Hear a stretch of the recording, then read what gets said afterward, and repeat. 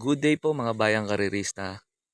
January 2, 2026, Friday at PJCI. Start time at 5 p.m. Unahin ko na itong mga pa-shoutout kasi apat lang naman to. May pa-shoutout po si Sir Alberto Mendoza. Pinapa-shoutout niyo yung dalawang anak niya, si Margaret Denise at si Denise Arkin. Shoutout po sa inyo. At Sir Albert Mendoza, shoutout po sa iyo and Happy New Year po. Shoutout po sa inyo Sir Nestor Ambrosio. Shoutout po sa inyo and maraming salamat po and Happy New Year po. Shoutout po sa inyo Sir Manuel Tandes. Sir Manuel Tandes, shoutout po sa inyo at maraming salamat po and Happy New Year po.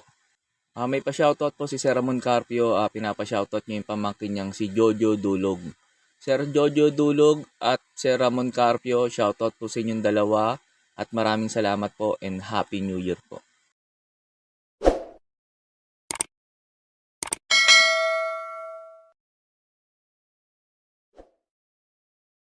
Bago nga pala ako magsimula ng info ko sa race number 1, magpapasalamat lang po ako sa lahat po na nag-subscribe po sa YouTube channel ko at sa mga naging nanonood at nagpapa-shoutout. Maraming salamat po sa inyo at Happy New Year po.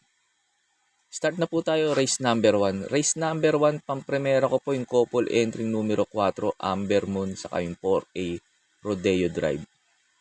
Amber Moon last run nito kalalapin na rin, medyo maganda na rin tinakbo nito. Pagkakalam ko pumangatlo to. Mahirap kasi magkumuha ng video sa PJC kaya hindi ko po maisasama yung last run ni Amber Moon. Ang naisama ko lang na na-upload dito ngayon yung Rodeo Drive tsaka No Quit. Second choice ko po yung Rodeo Drive. Si Rodeo Drive, maganda na rin tinakbo nito. Doon kala justifiable, so medyo malakas lang talaga yung laban nun. Pero kaya tingin ko itong couple entry nito medyo lamang po dito sa race number 1. Tapos second choice ko numero 5, No Quit. Ito si No Quit naman medyo malakas na yung nakalaban nito sa barrier. Si Queen of the Nile talagang pilit niyang hinahabol. Kaya tingin ko pag ito nauna at hindi kaagad hinabol ng couple entry Amber Moon saka 4A Rodeo Drive, tingin ko baka malaki chance makatapos ng karera to. Itong numero 5 No Quit.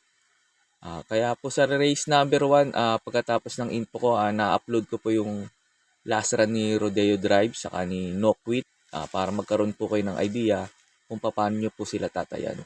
Kaya po sa race number 1, pampremera ko po yung couple entry numero 4, Amber Moon, 4A Rodeo Drive. Second choice ko po yung numero 5, No Quit. Drive standing well in gate 2. They're off and running. A little bit of a staggered start. Coming out very quickly, Audacious is going to lead on settling down, but booting through on the inside, Speed of Sound will take up the running. Speed of Sound is going to lead Audacious, and back in third, then on the outside of them, Concrete Solution. Then came, tucked away on the inside, Hugo Blue. Going forward deep around the outside, Justifiably So. Followed then by Rodeo Drive, Moon Alphabet. They race together with Wireframe, and at the tail of the field is Closing Time as they run towards that top turn around about 750 out, and still up front Wireframe taken on by Speed of Sound, taken on by Concrete Solution.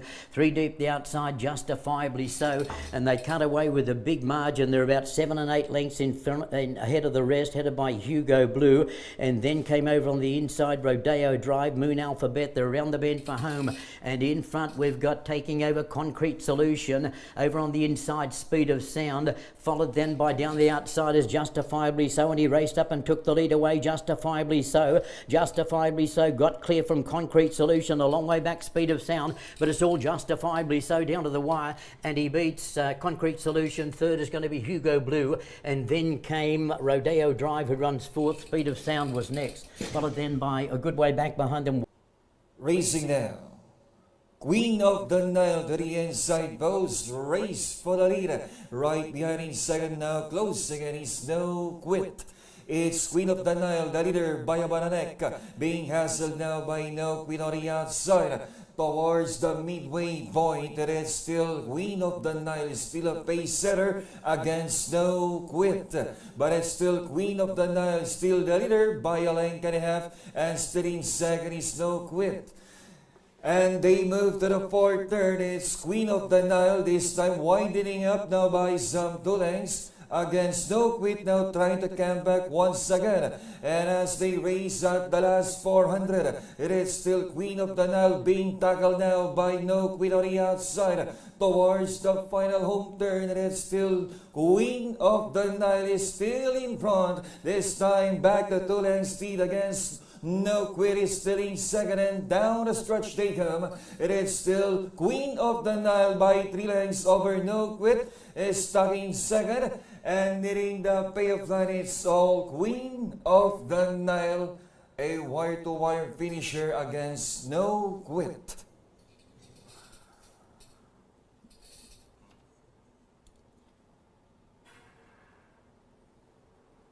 Race 2 na po tayo. Pampremera ko dito yung numero 4, Mr. Bone. Si Mr. Bone, galing sa panalo to. Tingin ko baka mag-umento pa tong kabayo na to. Dito rin nanalo to sa PJC. Baka lalo niya na magamayin yung pista. Problema lang dito yung peso, 57. Pero pag sa PJC kasi kahit 57 ka, parang hindi iniinda ng kabayo yung pista. Kaya tingin ko, lamang pa rin to dito itong numero 4, Mr. Bone. Tapos, second choice ko po yung numero 1, Heritage. Si Heritage naman, last run nito, pumang-apat to. Kanila Bright Mind. Maganda na rin tinakbo nito. Pag eto nauna at hindi nila hinabol sa unan, tingin ko malaki chance makatapos nito itong numero 1, Heritage. Tapos, third choice ko, kung sakali, kung gusto nyo lang pero hindi ko na nga sana isasama to baka biglang ilaban ng may-ari tas gumanda takbo. Numero 2, Fearless. Kaya po sa race number 2, pampremera ko po numero 4, Mr. Bone. Second choice ko po numero 1, Heritage. Tapos kung gusto nyo lang, yung numero 2, third choice ko, Fearless. Sa race number 3 na po tayo. Numero 4, Galloping Ghost. Ito para po sa akin. Dito sa race number 3, susuluhin ko na po to. Parang mas bumaba ngayon yung laban niya kumpara dun sa last run na nanalo siya. Tingin ko lalo pat wala pang gaanong mabilis na kasing bilis niya na pwedeng magpahirap kagad sa unahan sa kanya. Kaya tingin ko lamang po dito to numero 4, Galloping Ghost. Kaya po sa race number 3, itong numero 4, Galloping Ghost, para po sa akin, sosolohin ko na po. Race 4 na po tayo. Numero 3, Queen Margot. Ito para po sa akin dito sa race number 4. Sosolohin ko na po to. Last run nito medyo nakalayo lang si Bright Mind kasi hindi naman nagamay ni Lazaro to. Ngayon binalik ngayon kay JB Guerra, kaya tingin ko maganda lalo itatakbo ngayon nito kasi si JB Guerra nagpanalo nito nung last win nito ni Queen Margot. Pag PJC kasi pinaririmate to. Sa MMTC ay inuuna to Pero tingin ko mas magaling si Queen Margot sa PJC. Tapos binalik sa hinete, nagama yung JB Guerra. Kaya tingin ko malaki chance ulit nito manalo ulit dito.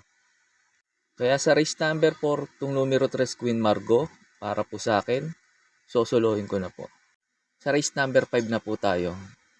Numero 5, Amans Aman. Ito pang primera ko dito.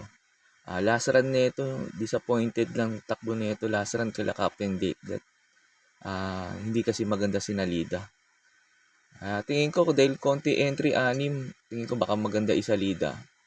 At mauna, tingin ko malaki chance na nito makatapos ng karera. Kasi yung bago yung kila Captain Date saka yung takbo nito, inabot lang ni Amaranth to.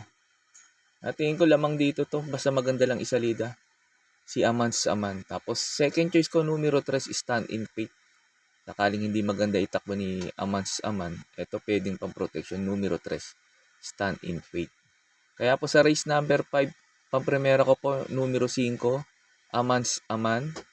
Tapos second choice ko numero 3, Stand in Faith.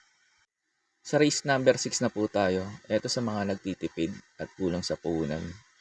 Pwedeng solohin to numero 3, Flaming Dune. Baba ngayon sa laban kumpara sa Lazaro na nakalaban niya. Kaya tingin ko lamang dito to. Basta maganda lang isalida at hindi lang makalayo si C-Rice. Tingin ko lamang na lamang dito to. Itong numero 3, Flaming Dune. Pang protection ko lang numero 4, C-Rice. Sakaling hindi maganda yung salida at walang humabol na naman dito kay C-Rice. Kasi lasaran nito ni C-Rice, tingin ko parang ayaw lang si Gamer Winner. No? Problema lang nito yung peso din, 57. Kaya po sa race number 6, sa mga nagtitipid at kulang sa punan, pwedeng solohin itong numero 3 Flaming June. Tapos second choice ko po yung numero 4, C-Rice.